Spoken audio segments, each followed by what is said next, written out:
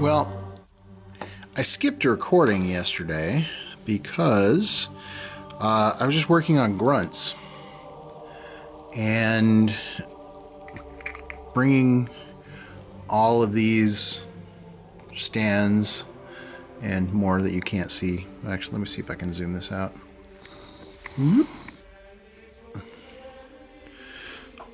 So all of these 4, 8, 12, 16, 18 stands of grunts, bringing them to just this point where I've got all the basic armor color in. Took all day. Not a simple process. And what's nice is that having them all on the bases like this was not as big a headache as I feared it might be. So I was easily able to get into the back sides of all of the models and the front sides of all of the models.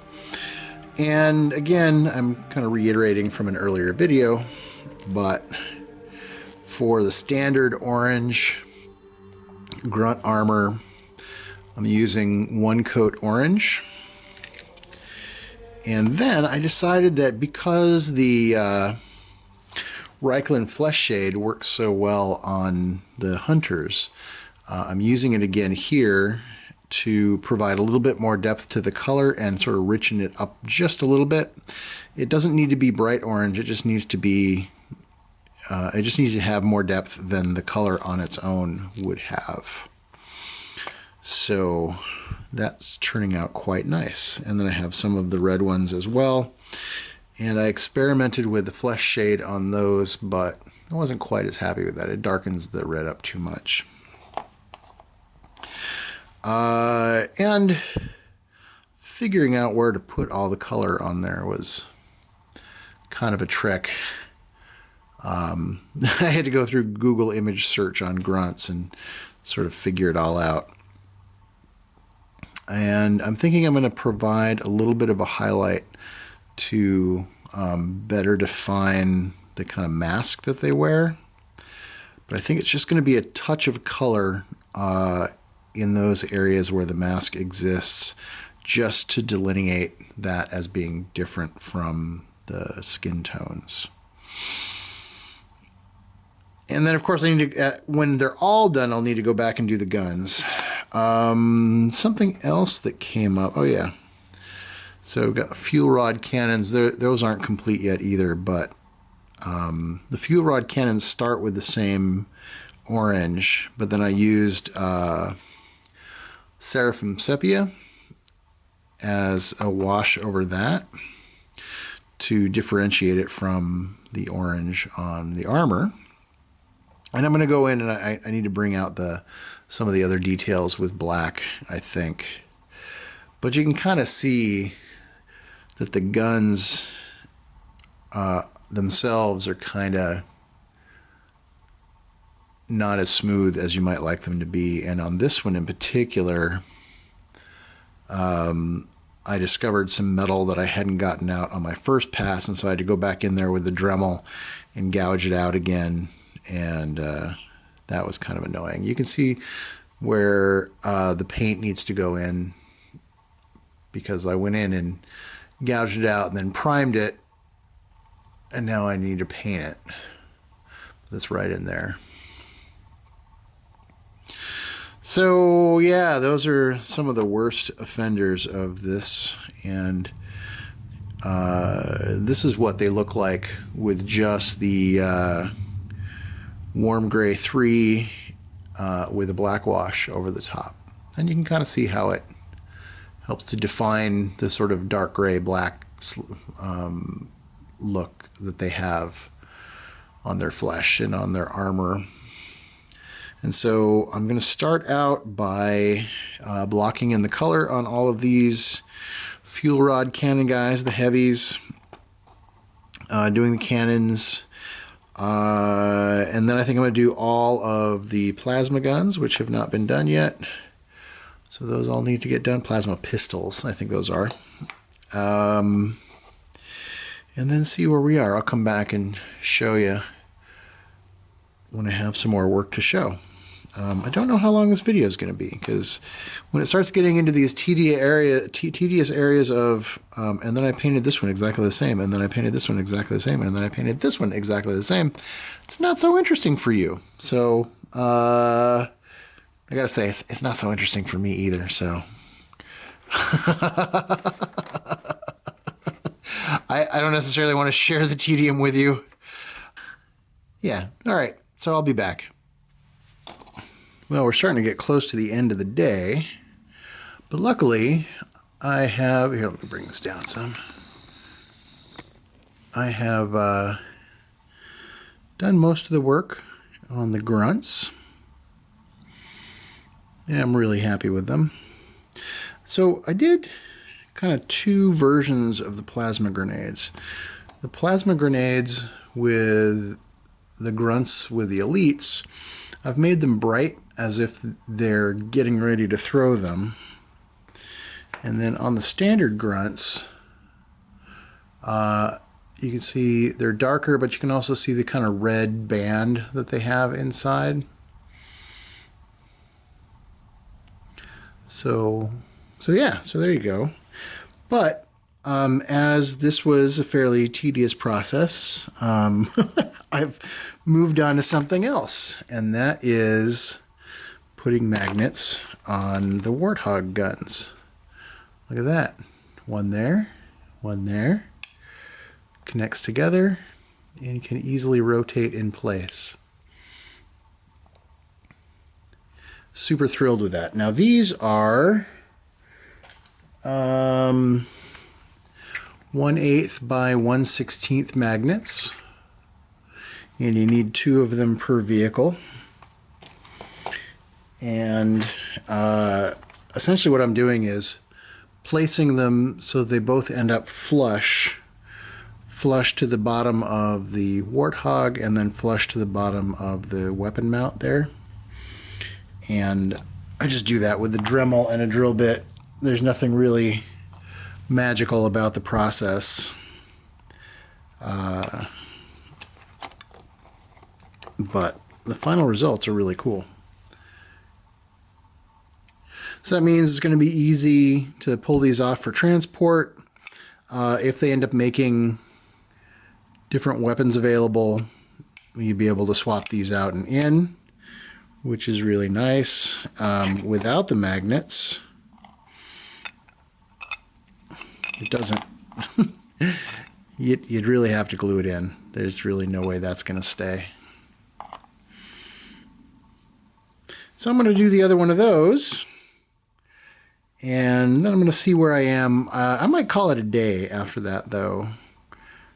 It's like I said, it's starting to get late in the day. I did have to spend part of the day out running around and getting magnets and some other bits unrelated to this project. All right, so we'll see where I am. This is probably not going to be the end of this video in any case. I think we'll roll on to the next day. See you in a bit. Well, good morning. It is the next day.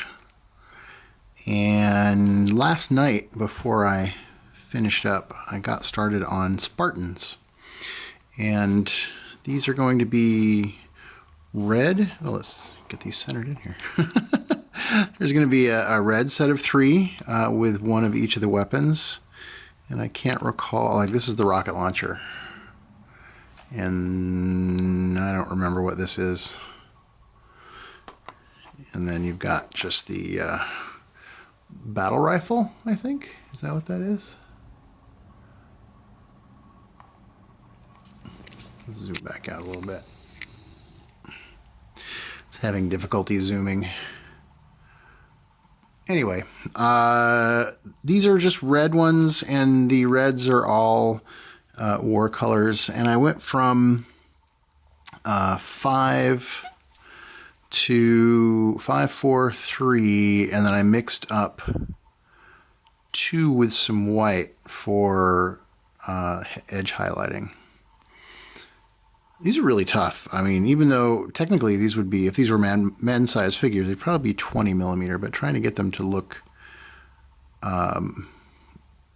accurately highlighted is it's not easy. I'm just not used to painting at this scale. And I haven't done the visors yet. They're going to be green, so I'm probably going to use, I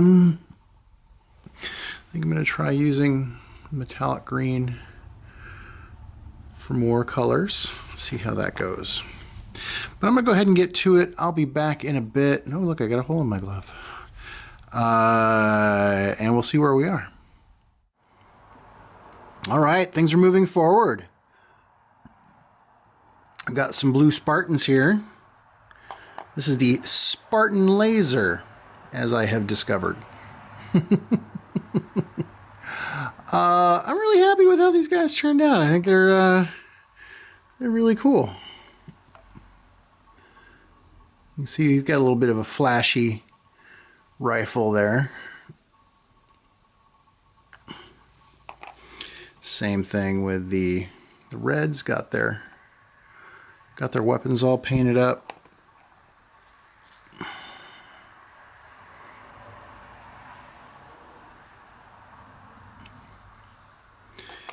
And these guys are all ready to go. So I'm going to be moving on to infantry. And I think to start with, with any large project, probably the best way to speed the process is to choose whatever the primary color is going to be and do that on everyone. And then go in and differentiate. So let me take a look at a Marine. So the Marines are all going to be primarily in green, like an OD green. So I think what I'm going to end up doing is doing a base spray of, well, I haven't decided yet. Probably War Colors Olive 4 or maybe Olive 5. But I have a bunch of other choices as well. It doesn't necessarily have to be War Colors. I might even just use Death World Forest, but I think it may be a little bit too light. Anyway, I'm going to dig out one of the kind of olive colors I've got hanging around here. I probably have 3 different versions of it in Vallejo. We're going to give them a spray of that, and then I'm going to wash them with black to bring the details back out. And then I'm going to go and dive in and start picking out specific details. The weapons will probably end up having some details like the Spartan weapons do. And the helmets are going to have their own bits and pieces. And some of the armor pieces are going to be of various colors like tan or white. So yeah, it's going to be kind of an interesting mix. All right, well, I better get to it, and I'll see you in a bit. So it's been a couple of days since I was last recording, and in those days, well, one of those days I actually took off because I had some other business to attend to regarding my store, and with meeting with a client in person. But in another one of those days, I was actually working on infantry bases.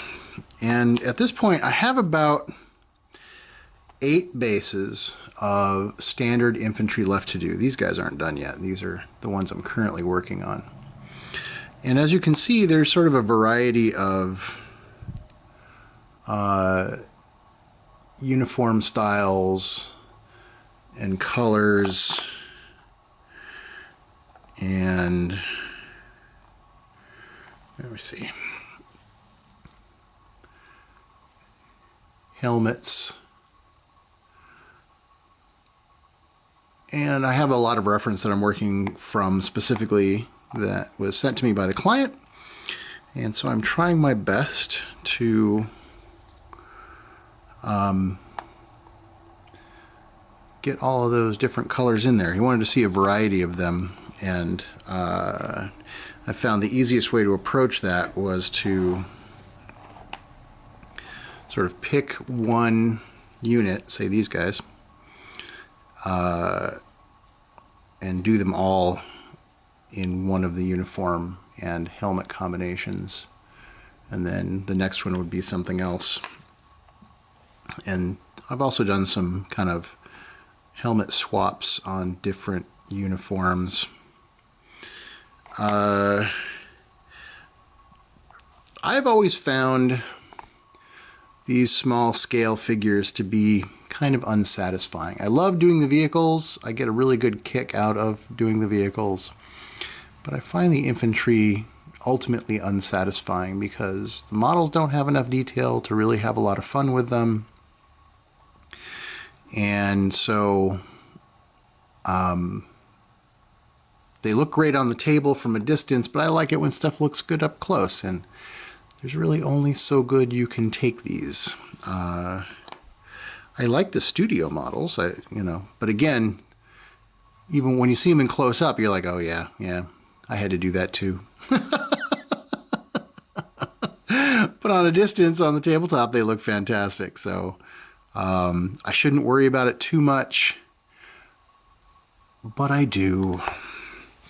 And this is tedious. Like, just doing 4 stands of minis can take hours, because really it's 3, 6, 9, 12 individual models. And let's look at these guys, so we've got 3 models on this base, and just for the white portion of the army, it's not really white, it's warm gray. But for the white portion of armor, I've got the helmets, I've got the shoulder pads, I've got the chests, and I've got the thigh armor.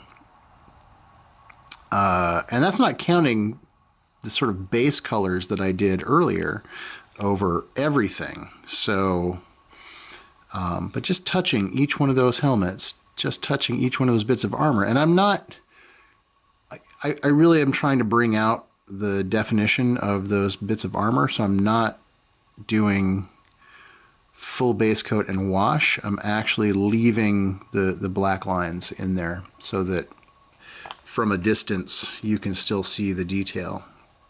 And if you were to try to do try to get that same effect with a wash, it's a lot more difficult. Now, of course, that is what I did on the undercoat,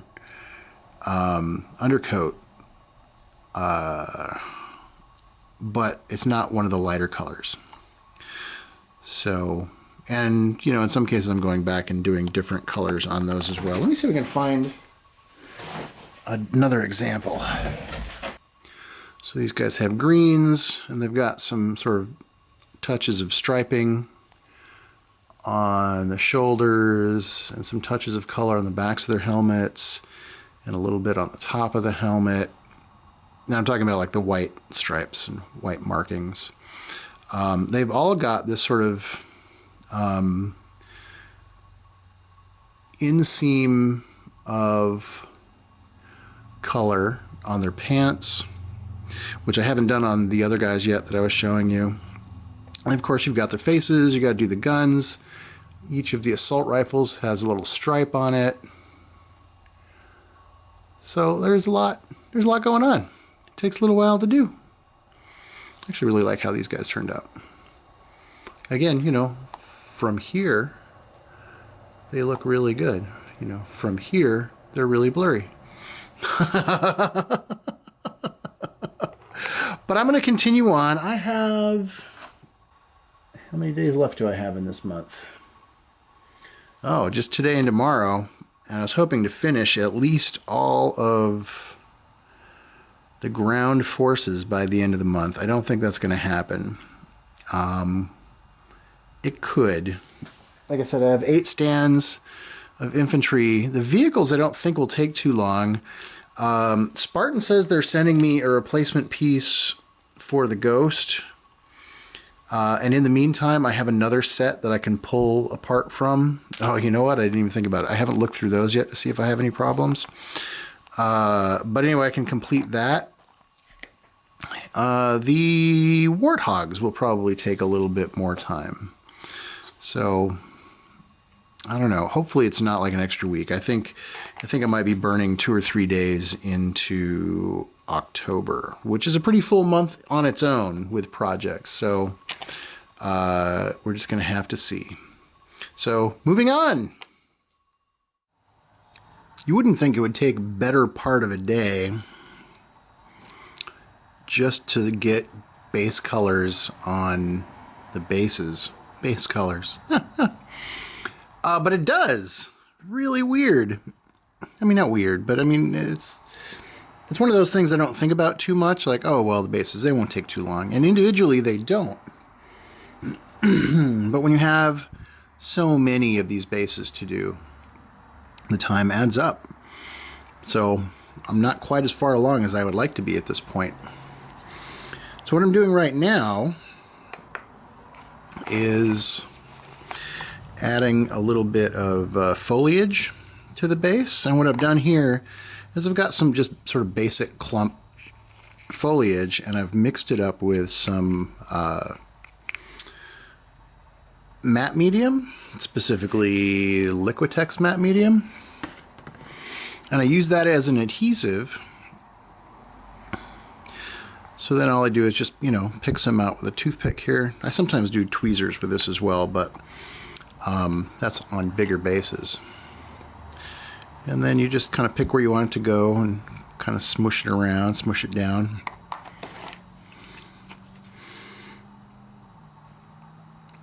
And when it dries, not only does it adhere to the base, but it also hardens. And since I want to paint these as well and add a little color to them, a little different color, that makes it a lot easier to do. So essentially I just need to get this on here, and then I can just let it dry. And that's gonna, we're actually at a point here in Massachusetts where it's starting to get cold and a little damp, so it's gonna need overnight to really cure out. I actually tried painting the ones that I did earlier in the day, and because they look dry, but once I started painting it I realized it wasn't dry and it was coming up off the base. So yeah, tomorrow that's going to have to happen. So I'm going to get to this and then I'll be back. Alright, so here I've got some Ogren camo, and I'm just overbrushing it onto the clump foliage so the contrast really makes this stuff stand out. The funny thing is, I never used to be a fan of this kind of sponge-based clump stuff because I just didn't like the way it looked. But once I realized the ways in which you could paint it, I started liking it a lot more. And so I use it all the time now.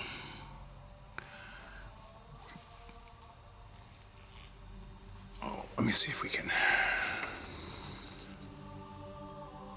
There we go.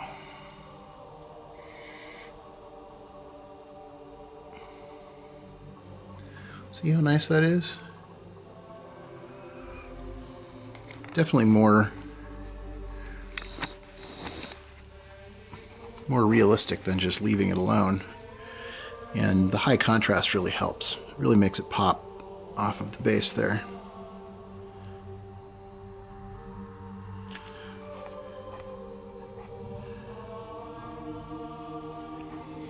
And see the the matte medium has made this stuff pretty solid.